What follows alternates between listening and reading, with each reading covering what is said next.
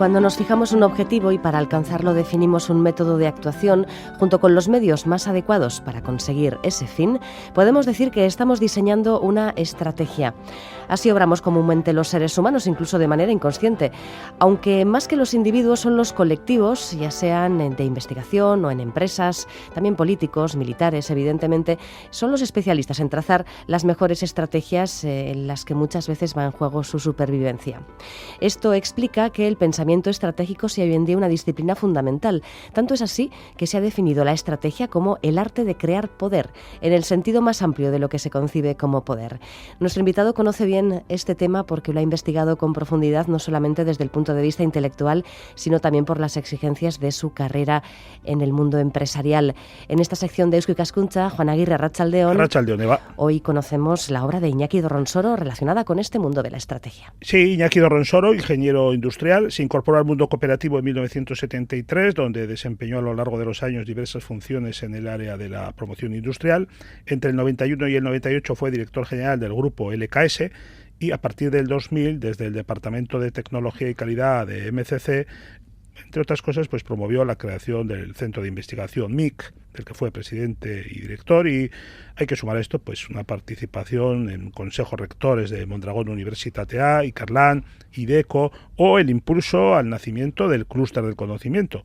Y claro, hay que añadir que desde 2012 Iñaki Dorronsoro es presidente de Eusko Ikaskuntza, de la Sociedad de Estudios Vascos, que es precisamente quien patrocina este espacio en Radio Euskadi. Arratsaldeon, Iñaki. Arratsaldeon. Arratsaldeon.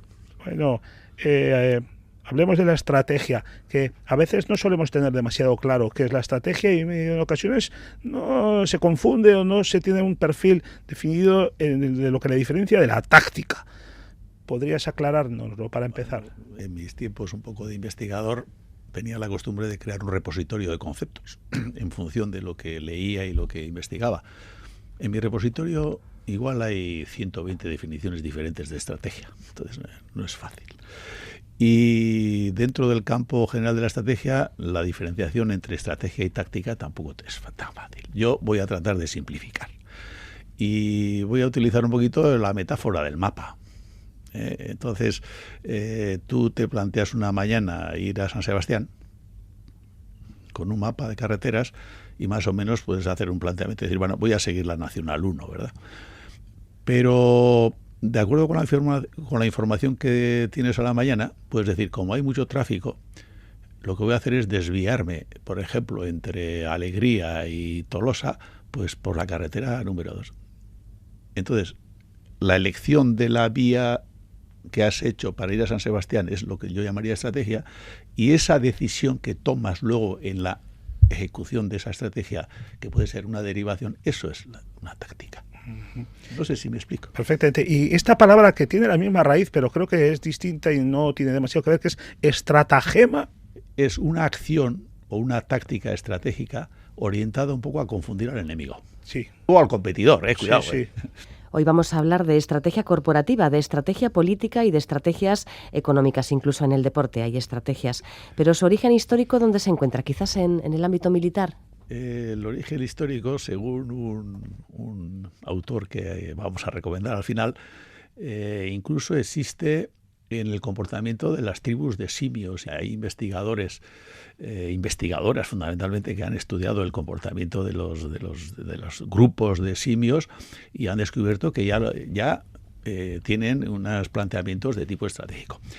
Hoy, si leemos un manual de estrategia, incluso empresarial, casi siempre arrancará con una referencia a la famosa obra de Sun Tzu, El arte de la guerra, que por cierto hace pocos días en un periódico he vuelto a leer que otra vez se hace una nueva edición de la obra de Sun Tzu. Bueno, es decir, está muy de moda. Está muy de moda y será la 154 edición. Sí. Entonces normalmente se arranca Sun Tzu, que es el campo de la estrategia militar. Y luego los manuales de estrategia, inmediatamente después el que se precie de ello, hará una referencia a Clausewitz, otro gran general prusiano, que es otro referente. Es decir, los orígenes y fundamentalmente yo diría que vienen dentro de la estrategia militar, de la estrategia militar, que luego se han trasladado y de ahí se ha aprendido al mundo de la estrategia de las organizaciones empresariales o de todo tipo. De ahí que se haya dicho que los gerentes y administradores de empresas siempre se han imaginado como oficiales de ejércitos. Según los diferentes estilos, hay otro campo en el mundo de la gestión que es los estilos de dirección y de liderazgo, y algunos sí. Pues hablando de estilos, ¿existen mentes estratégicas? Vamos a ver, resumiendo, la clásica pregunta, ¿esto se nace o se hace estratega? Aquí, Juan, tú y yo hemos hablado bastante sobre estas cosas en ese pequeño trabajo que hicimos hace 3 años sobre el estilo intelectual. Entonces, en aquel trabajo claramente quedó que las personas, a la hora de captar, procesar y racionalizar y tomar decisiones para la acción, tenemos diferentes formas de funcionamiento. Es decir, existen diferentes estilos intelectuales. Entonces, el estilo o la mente del estratega o el estilo estratégico es un estilo diferente. Y yo las características principales de la mente del estratega las definiría. Primero, una mente acostumbrada a captar, recopilar, analizar y sintetizar en categorías o mapas la información diversa que es captada del entorno en el cual está configurando, en función de esa información y de esa categorización, con una visión amplia, no solamente en el espacio, sino también en el tiempo, en el largo plazo, en el medio plazo, ser capaz de proponer un planteamiento, un posicionamiento, un objetivo y unas líneas de trabajo para acceder a él. Entonces, la mente del estratega es una mente sintetizadora, holística, muy sensibilizada en la búsqueda de información, y es justo lo contrario de la mente que se dedica y que vive amarrado a los acontecimientos particulares del corto plazo y del día a día sin ningún tipo de perspectiva. Claro. Una visión general. En el tiempo y en el espacio. En el tiempo y en el espacio. Es decir, por ejemplo, hay yo creo que hay una tendencia, incluso hoy en el campo político solemos hablar mucho, al cortoplacismo. Entonces, eso es la antiestrategia. O sea, una forma de pensar solamente en el corto plazo y en acontecimientos dispersos sin ser capaz de configurar unas categorías y unos mapas y unas concepciones de la realidad. Eso es la antiestrategia. Se me ocurre, Iñaki, por lo que estás diciendo, que, por ejemplo, para formar a un joven, a un chaval, a una chavala en este pensamiento estratégico, en este estilo estratégico, por ejemplo, es estupendo el jugar ajedrez. Sí, es un juego estratégico. Es un juego estratégico, es suficientemente complejo, no solamente desde el punto de vista de las posibilidades de jugadas que tienes, sino también desde el punto de vista de que tú puedes visualizar con aquello de que la siguiente, la otra, puedes pensar en tu cabeza no solamente la jugada inmediata, sino la siguiente. Eso es estrategia. Evidentemente es un juego extraordinario para desarrollar la mente del estratega. Un fenómeno curioso en la historia de la estrategia es la aportación, sobre todo a partir del siglo XIX, del pensamiento revolucionario. Por ejemplo, se considera que el marxismo fue una poderosa fuente de innovación estratégica, como también lo han sido movimientos de oposición que, pues se han conseguido victorias como la del pequeño David frente al gigante Goliat. Una buena estrategia puede superar quizás a partir de una situación un poco más indefensa de base, ¿no? En el campo político, si tuviésemos que decidir la estrategia que es, la estrategia es la configuración de los objetivos para alcanzar el poder y los mecanismos para lograrlo. Entonces, antes ya hubo otros planteamientos, pero claro, evidentemente el marxismo, si algo fue, entre otras cosas, fue precisamente el planteamiento de una estrategia para alcanzar el poder en el Estado moderno, transformar la sociedad, y para ello planteando una serie de vías. Hay un gran debate de cuáles fueron esas vías, y entonces abrió una nueva época en el campo de la estrategia política. Eso ha evolucionado muchísimo después. Entonces, la primera consideración. La segunda, en el campo de la estrategia política, que está ligada con, cuando hablamos de poder, es muy difícil diferenciar los mecanismos políticos puros de los mecanismos militares. Es decir, Clausewitz, la frase histórica de Clausewitz es: ¿qué es la guerra? Es la política llevada a cabo por otros medios. Entonces, es difícil distinguir la estrategia militar de lo que yo llamaría de la estrategia de poder, de la estrategia política, ¿no? Entonces, en esa evolución, yo suelo decir que el pensamiento militar clásico, que al final es el pensamiento político clásico, sufrió su primera gran convulsión con la guerra de Vietnam. La guerra de Vietnam fue una lección impresionante que llevó a los estrategas militares que enseñan en West Point, por decir algo, y recientemente, no sé si habéis leído una carta de 130 militares a Trump, cuando ha aprobado que va a incrementar los gastos militares en Estados Unidos, además diciendo: ya es hora de que Estados Unidos gane alguna batalla. Militares americanos, pero un montón, han escrito una carta: perdona, Trump, es mejor gastar el dinero en evitar las guerras, y además las guerras no se ganan solo por la fuerza física. Y esas son lecciones que aprendieron los estrategas militares en Vietnam. ¿Qué quiere decir eso? En Vietnam se demostró que la superioridad absoluta del poder militar en términos de medios y materiales, que es la tesis fundamental de los estrategas militares clásicos, no es suficiente, porque nos podemos encontrar que hay otros elementos, como por ejemplo el compromiso, la adhesión de una comunidad por un ideal, por un proyecto político, cultural, llámale lo que quieras, que puede contrarrestar la diferencia absolutamente brutal en términos de medios militares y lección que aprenderían años después los soviéticos en Afganistán. Los soviéticos, etcétera. Es una lección que a lo largo de la historia creo que la ha aprendido mucha gente. Sí, mucha gente, sí, sí. Y precisamente al hilo de los soviéticos, Iñaki, hay una paradoja en la historia, y es que en los años 60... creyendo que las economías planificadas del bloque del Este, con una gran carga estratégica, por su propia definición, de planes quinquenales, etcétera, estaban teniendo resultados exitosos, que luego ya se reveló que no eran tales, pues en Estados Unidos surgieron las primeras corrientes teóricas precisamente sobre estrategia para pensar, es ahí cuando aparece el pensamiento estratégico, y al mismo tiempo se va imponiendo la figura del manager, es decir, del estratega de empresa y tal y cual. Bueno, entonces ahí yo creo que es ahí cuando surge este pensamiento, ¿no?, estratégico como disciplina teórica. Me abres aquí una ventana muy interesante. Es decir, al final el régimen soviético, con sus planificaciones quinquenales y todo aquella espíritu planificador centralizado, lo único que hizo fue importar el modelo de estratégico y de planificación que era dominante en Occidente, en una época en la que todos hemos conocido la época que se llamaba del management científico, cuyo gran representante fue Taylor. El Taylorismo. Y el Taylorismo. Taylorismo que triunfó más en Rusia que en Estados Unidos. El Taylorismo luego entró en crisis, luego sí, igual hablaremos de ello, que el Taylorismo ya planteó el primer modelo de planificación, se llama la estrategia concebida como plan, pero dentro de una concepción de la empresa con una maquinaria compuesta por unos engranajes.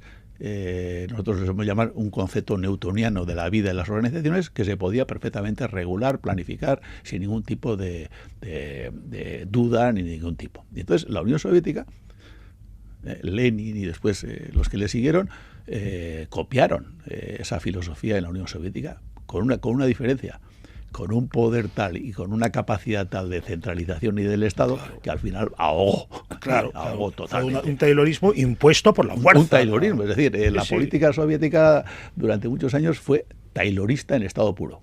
¿Cómo se traslada eso luego, por vía de rebote, a Estados Unidos, a las primeras teorizaciones sobre la estrategia en los años 60? La ciencia del management y la estrategia es reciente y la fundó básicamente la Universidad de Harvard.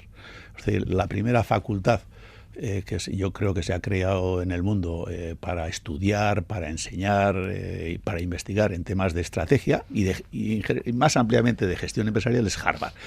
Si la memoria no me falla, la Universidad de Harvard se creó a finales del 19, 1800, y la primera facultad de empresariales de Harvard, pues hay en el cambio de siglo, ¿no? Y es donde se empezó el estudio de la estrategia de las organizaciones, de las empresas, etcétera, empezó a hacerle corte académico. La ciencia del management y por lo tanto de la estrategia, como elemento fundamental del management, se convirtió en un corpus de investigación, de enseñanza a partir de ese momento. Uh-huh. Una buena planificación es importante en una estrategia, pero ¿es suficiente? ¿Qué ocurre con el concepto de lo imprevisible? El planteamiento de planificación predeterminada, que fue el concepto estratégico principal, que su gran gurú fue Igor Ansov, entró en crisis con la crisis del petróleo. En el año 73, 72, 73, 74, por ejemplo, a las grandes industrias petroleras del mundo les pilló casi infraganti, porque fue un movimiento inesperado donde se aliaron los países productores del Oriente Medio y Venezuela y compañía y plantearon una subida de precios y les pilló infraganti. Eso puso absolutamente en cuestión el modelo estratégico de planificación. La Royal Dutch Shell en ese momento creó un equipo para tratar de estudiar y para tratar de resolver y enfrentarse a este tipo de circunstancias totalmente imprevisibles, y fue uno de los núcleos importantísimos que luego hemos conocido del modelo de planificación por escenarios. ¿Cuál es el problema? Precisamente a la pregunta que me hacías, es que el futuro es incierto. La planificación, el modelo de planificación anterior partía del supuesto de que el futuro es proyectable y además es cierto. Uh-huh. De eso nada, y la crisis del petróleo puso en cuestión ese modelo de planificación, y entonces surgieron nuevos planteamientos estratégicos y nuevas escuelas de pensamiento. Y estos planteamientos por escenarios es dibujar posibilidades, ¿no? Intentar imaginar posibilidades que se pueden dar. Hay una frase muy importante, que el futuro no es predecible, y sobre el futuro no podemos decir nada, pero el futuro lo podemos imaginar, y sobre todo incluso el futuro lo podemos construir. La ONU tiene una universidad que fundamentalmente se dedica a plantear y a imaginar el futuro en términos de la humanidad, los grandes problemas y los retos que tenemos en la humanidad, y el mejor manual que conozco es el que publica la Universidad de la ONU de herramientas, de concepciones, de filosofía de la planificación por escenarios. Y una cosa, Iñaki, hasta hace unos años se hablaba mucho eso de los planes estratégicos. Todas las empresas, todas las instituciones tenían un plan estratégico que era además periódicamente renovado, actualizado. Pero esto parece que ha quedado un poco obsoleto, ¿no? ¿Qué ha pasado aquí? El concepto de plan estratégico, con esa concepción tan de planificar hasta en los detalles lo que vas a hacer y los objetivos que vas a conseguir de aquí a 3, 4, 5, 6 años. La crisis del petróleo y la crisis económica global que generó la crisis del petróleo, hemos vivido aquí mismo en Euskadi los años 85, 90, han sido tremendos. Entonces, la crisis del petróleo, que llegó casi súbitamente, y la crisis económica que derivó, puso en cuestión unos planteamientos de la planificación estratégica anterior. Y aquí en Euskal Herria, inmediatamente después se hizo bastante dominante lo que se llama la escuela o el modelo de estrategia basada en el posicionamiento, que su gran gurú es Michael Porter, que escribió sus grandes libros canónicos allí por los años 80-85, que luego el gobierno vasco en los tiempos de Jon Azúa se planteó aquí toda la política de clústeres, Porter hizo un diagnóstico, etc. Entonces, aquí durante muchos años en las empresas se adoptó el planteamiento o la escuela de Porter, que más que en un planteamiento de planificación exacta, su reto fundamental es las empresas o las organizaciones, en el contexto competitivo en el que nos movemos, cómo nos posicionamos desde el punto de vista de nuestros productos, de nuestras marcas, de nuestras ofertas, etc. Cómo nos posicionamos en el exterior. Llegados a este punto, el conocimiento de lo que supone la estrategia puede ser algo provechoso para cualquiera de nosotros, o es un tema reservado a ejecutivos, a directores de empresa o a líderes políticos. Yo creo que la cuestión de la estrategia, definida un poco de forma sumaria como una definición de los objetivos, de los ámbitos en los cuales desarrollo la actividad de la empresa y ciertas líneas de actuación para conseguirlos, vale para todos, incluido para las personas. Otra cosa es que esas definiciones sean explícitas o racionalmente hechas o deliberadas, o sean tácitas o que emerjan a veces sin ser conscientes cada uno de nosotros. Por ejemplo, en el campo de la estrategia empresarial existe el concepto de estrategias genéricas. Es decir, Porter definía, dentro de los objetivos o estrategias genéricas de una empresa hay dos: reducir los costes, ser el más barato, o diferenciarnos de los que ofertan los demás. Y luego hay lo que se llama una cosa intermedia, que es las estrategias de nicho, buscar grupos muy selectivos de clientes y tratar de satisfacer a ellos. Hace poco he leído un manual muy interesante de lo que es la evolución de las ideas en el campo de la psicología, y hay un campo que aparece en el manual que es la psicología de la felicidad, los psicólogos de la felicidad. Y no recuerdo exactamente quién es el psicólogo que aparece allí. Planteaba 3 estrategias genéricas personales para ser feliz. 3 estrategias personales que son la estrategia que yo llamaría el objetivo de vivir bien, yo diría con una filosofía hedonista de la sociedad de consumo actual. La estrategia genérica de dedicar tu vida al servicio de la comunidad o de la sociedad o al servicio de los demás. Y luego la estrategia vocacional, ser artista, científico, es decir, un objetivo, llamémosle, de carácter trascendental. Pero antes que leer al psicólogo, me recuerdo que leyéndole a Bertrand Russell más o menos decía, ¿qué orientaciones principales hay en la vida de los hombres? Decía, en los dos polos está la vocación trascendental de los artistas, los científicos, etcétera, y en el otro está la vocación de la relación con las personas, etcétera. Entonces, las personas también podemos pensar en términos estratégicos. Claro, analizar nuestra propia vida en esos términos. Y plantearnos. Es que uno de los elementos de la lectura de los psicólogos de la felicidad que he descubierto es que uno de los problemas para la felicidad de las personas, aparte de la disponibilidad o no de los recursos económicos mínimos para vivir correctamente, que ese es un primer problema que impide cualquier cuestión, pero en la sociedad actual es precisamente no tener un tipo claramente un tipo de estrategia de vida, en términos por ejemplo, en términos de los que he planteado actualmente. Y Porter ya lo decía, y lo peor que le puede ocurrir a una empresa es, en inglés decía, to be stuck in the middle, es decir, no estar ni A ni B, si quedarte ahí en medio. Yo veo alrededor muchísimas personas que están ahí sin tener una clara, un poco, vocación o una estrategia. Estoy pensando que perfilar estrategias se ha convertido en un ámbito de negocio importantísimo, el editorial desde luego, porque al fin y al cabo los libros denominados de autoayuda se basan en eso, ¿no? En plantear estrategias de las formas más variopintas, por cierto. En el campo de la estrategia ha habido escuelas que yo a veces he solido explicar, orientaciones estratégicas orientadas al entorno, hacia afuera. La de posicionamiento está orientada al entorno, y ha habido, con la publicación o con el surgimiento de la famosa escuela de la estrategia basada en los recursos, una escuela de la estrategia orientada fundamentalmente a los recursos y capacidades internas de la empresa. Y ha habido muchos años donde han estado contrapuestos.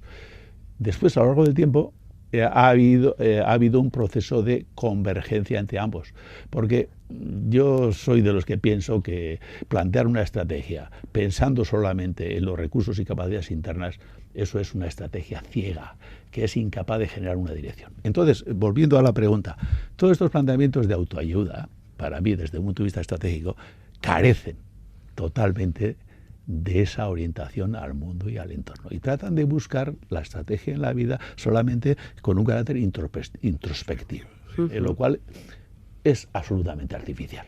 Bueno, Iñaki, para terminar, aconséjanos algunos libros a diferentes niveles, porque no somos expertos, pero nos interesa este tema. ¿Qué nos recomendarías? ¿Qué podemos hincar el diente? Cuidado, he dicho más de una vez, soy de estilo intelectual teutónico.